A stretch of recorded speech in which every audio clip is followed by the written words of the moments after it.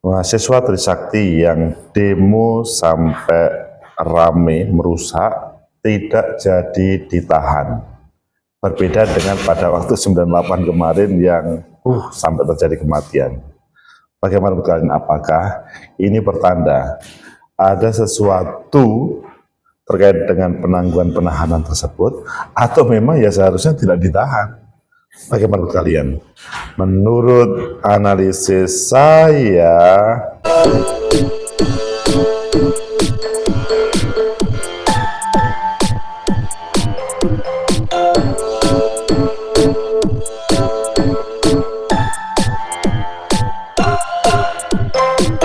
Assalamualaikum warahmatullahi wabarakatuh. Salam sejahtera untuk kita semua. Pecinta masa depan negeri, tegakkan kebenaran, lawan ketidakadilan. Demonstrasi mahasiswa yang biasanya dianggap sepele, tetapi ketika sudah sampai rame, viral, atau pengrusakan, maka itu pasti akan menjadi masalah besar. Tapi beda dengan kasus Trisakti. Ayo kita baca di beberapa media, selanjutnya nanti kita kupas sebenarnya bagaimana yang terjadi dan apa di balik itu semuanya, bagaimana solusinya. Pertama kita baca di Tribuns, mahasiswa Trisakti bakal kembali unjuk rasa di jalan usai penahanan ditangguhkan. Ini sebuah ancaman terhadap para aparat. Kemudian yang kedua di Detik, penahanan 16 mahasiswa Trisakti ditangguhkan, Habibur Rahman jadi penjamin. Jadi awalnya sudah ditahan tapi ditangguhkan. Ada penjamin. Kemudian kita lihat di Kompas, akhir kasus demo ricuh Balai Kota, penahanan 16 mahasiswa Trisakti ditangguhkan. Dan yang terakhir kita lihat di Kumparan, penahanan mahasiswa Trisakti ditangguhkan, 2 orang positif narkoba jalani rehab. Pada sampai rehab begini, kita baca, kalian pilih yang mana? Pilih yang Detik saja, kemudian nanti kita tambahkan yang lain. Penahanan 16 mahasiswa Trisakti ditangguhkan, Habibur Rahman jadi penjamin. Jakarta, Polda Metro Jaya sempat menahan 16 mahasiswa Universitas Trisakti atas kasus kericuhan demonstrasi di depan Balai Kota Jakarta. Penahanan belasan mahasiswa itu ditangguhkan usai Ketua Komisi 3 DPR RI Habibur Rahman menjadi penjamin. Dalam keterangan yang diterima Detik.com pada Kamis, Habibur Rahman telah bertemu dengan orang tua belasan mahasiswa tersebut. Keluarga mahasiswa itu menjamin bantuan agar Habibur Rahman menjadi penjamin penangguhan penahanan. Permintaan itu disambut terbuka oleh Habibur Rahman. Politikus Gerindra ini bersedia menjadi penjamin hingga penahanan 16 mahasiswa tersebut dilaksanakan. Habibur Rahman juga menjelaskan alasan bersedia menjadi penjamin penangguhan penahanan belasan mahasiswa tersebut. Dia menilai mahasiswa yang sempat ditetapkan tersangka itu masih muda dan perlu dibina agar menjadi pribadi lebih baik di depannya. Sebelumnya, Polda Metro Jaya menetapkan 15 mahasiswa terkait demo ricuh di depan Balai Kota DKI sebagai tersangka. Para tersangka tersebut langsung ditahan. Maka 15 orang dari 93 orang yang diamankan telah ditetapkan. Jadi ada banyak. Ade Ari menyebut 15, yaitu TMC, ARP, RN, FNN, AAA, RIT, MKS, ENAH, dan sebagainya. Diduga melakukan tindak pidana menghasut sebagaimana diatur pasal 160 KUHP dengan ancaman pidana maksimal 6 tahun, kemudian juga tindak pidana pengeroyokan sebagaimana diatur pasal 170 KUHP dengan ancaman pidana 5 tahun. Para tersangka dijerat pasal 212, 216, kemudian aksi unjuk rasa sekelompok mahasiswa di Balai Kota DKI Jakarta terjadi pada Rabu. Ini pun sempat menimbulkan kericuan hingga membuat tubuh orang kepolisian tersebut terluka melakukan pengamanan. Jadi ini yang membuat polisi beraksi. Jadi kalau kita hubungan dengan yang lainnya, misalkan di Tribun ya, Polda Metro Jaya menangguhkan 16 Amar mengatakan dirinya dan rekan-rekan meminta maaf atas kegaduhan yang terjadi. Amar itu adalah salah satu mahasiswa. Kemudian Amar mengucapkan terima kasih kepada semua pihak yang telah memberikan dukungan selama proses penangguhan penahanan. Sementara itu Ketua Amnesty Internasional Indonesia Usman Hamid menjelaskan, pertimbangan penangguhan penahanan itu lebih pada status mahasiswa yang masih aktif belajar. Usman menyebut kampus juga sedang mengajukan skema restoratif justice untuk menyelesaikan kasus ini. Kita mengedepankan untuk menyelesaikan restoratif justice.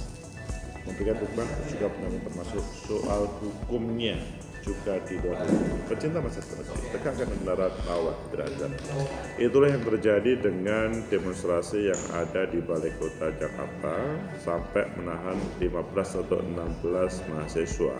Tapi selanjutnya penangguhan penahanan. Bagaimana menurut Anda? Apakah ini merupakan aspirasi yang memang seharusnya disampaikan dan seharusnya tidak layak untuk ditahan, atau ini sudah berlebihan sehingga ditahan tetapi ada proses penangguhan?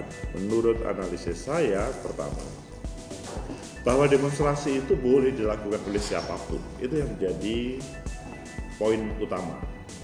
Jadi siapapun berhak untuk menyampaikan di depan umum, maksudnya di depan umum menyampaikan terkait dengan aspirasi, selama aspirasinya itu belum dilaksanakan dan bukan pada posisi salah. Jadi sebetulnya menyampaikan hal di depan umum itu diperbolehkan. Hanya mungkin menjadi perdebatan,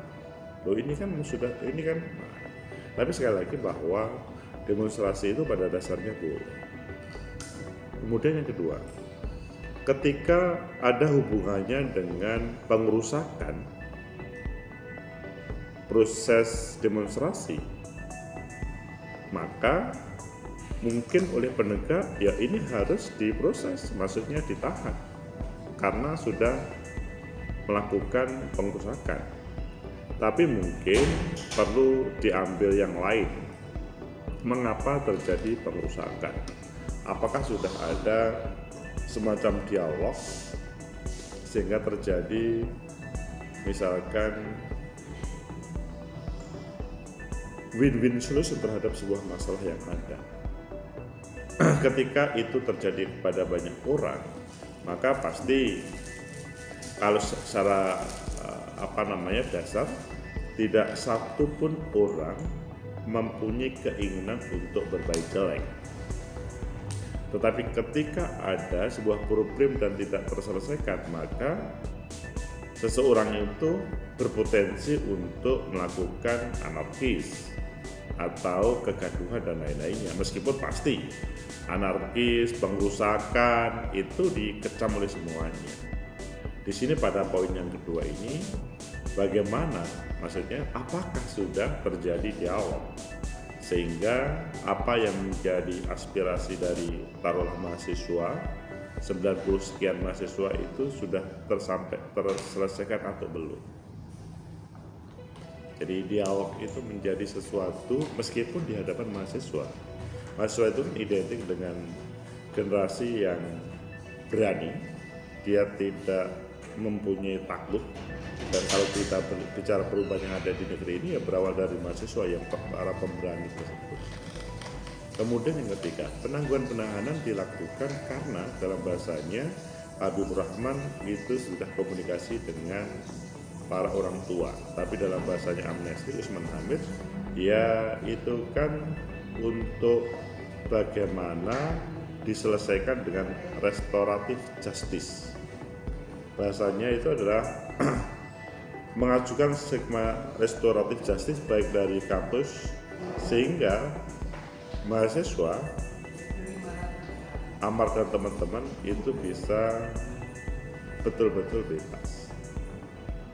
Apapun alasannya, kalau menurut saya penangguhan penahanan terhadap para mahasiswa ini menurut saya adalah sebuah cara untuk win-win solution. Jadi bagaimana tidak memberikan semacam kemarahan terhadap mahasiswa, tapi memberikan solusi terhadap mahasiswa ketika ada unek-uneknya atau aspirasinya yang belum tersampaikan. Mungkin kalian yang mempunyai anak atau mempunyai siswa didik atau mahasiswa pasti pernah mengalami seperti itu.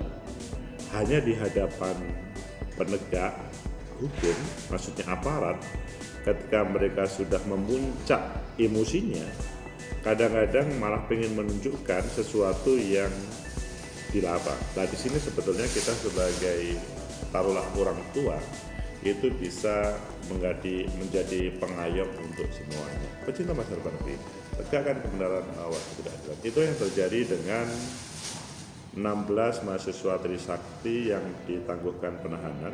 Kalau saya sih sangat setuju terhadap penangguhan penahanan ini.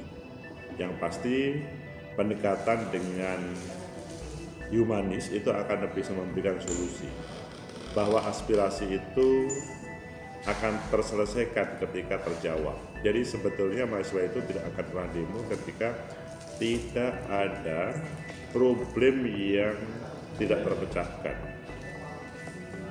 Jadi ya di negara demokrasi itu semuanya diperbolehkan, apalagi kalau kita melihat seperti di Kompas terkait dengan penahanan ini. Jadi saat unjuk rasa para mahasiswa juga menghasut hingga mengeroyok polisi dan petugas pengamanan Pamda yang berjaga di balai kota. Ini kan menunjukkan ada atau komunikasinya itu belum selesai, dialognya belum selesai, sehingga terjadi pengeroyokan polisi dan Pamda. Dalam pengeroyokan itu para tersangka mendorong, menggencet, memukul, menendang, membanting, dan menggigit petugas Pamda. Sekali lagi, temanya adalah aspirasi yang belum tersampai. Semoga bermanfaat. Like, subscribe, comment, and share.